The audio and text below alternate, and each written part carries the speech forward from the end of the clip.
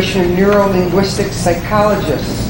He is a fellow of the International Medical and Dental Hypnotherapy Association.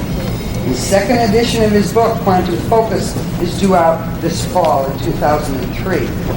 The last time I introduced Michael, I said the same thing I'll say now. I feel it an honor and a privilege to know him. I feel it an honor and privilege to be in the same building with him. So I give you Michael Ellner. Thank you.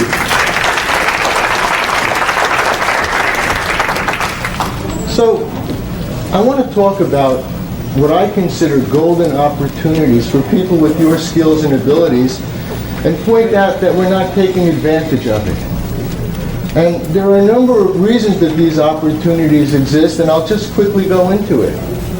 Perhaps the primary reason is life in America has changed dramatically since the September 11th attacks. And it appears to me that something is happening. The new normal for America is being depressed, being out of it, being disinterested. We're seeing it happen all over.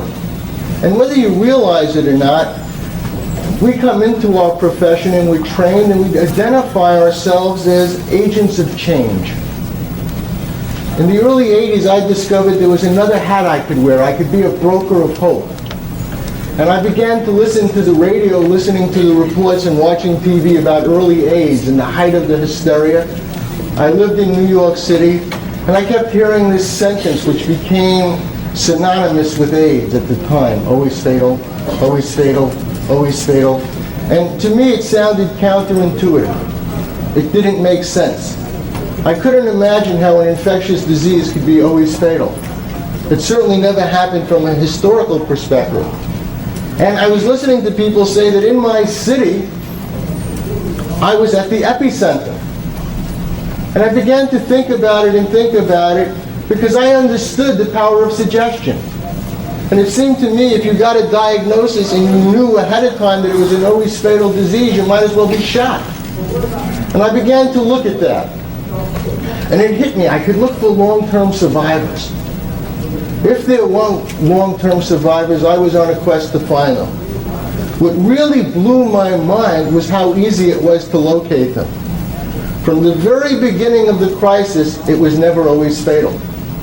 In fact, there were many, many people getting the diagnosis in 77, 78, 79, when before we were aware of it, it was called GRID, gay-related immune deficiency. Those cases became the first AIDS cases when the name was changed in 81. And I found 16 people in the greater New York area who had a full-blown AIDS diagnosis who had recovered their health. And I approached these people, and I was pretty straightforward about it. I said, I'm a hypnotist.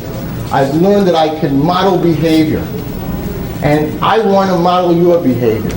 I want to put you out there if you let me and save some lives. And I pointed out to them that no one would be as effective at turning this around as they could.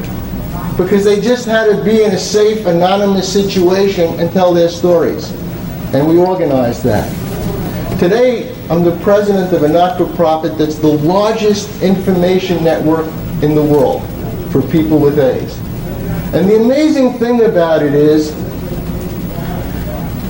that the people themselves, when you study them, and I made it a point of studying them because, again, I was interested in modeling something. These people did what was considered the impossible. Why? And I made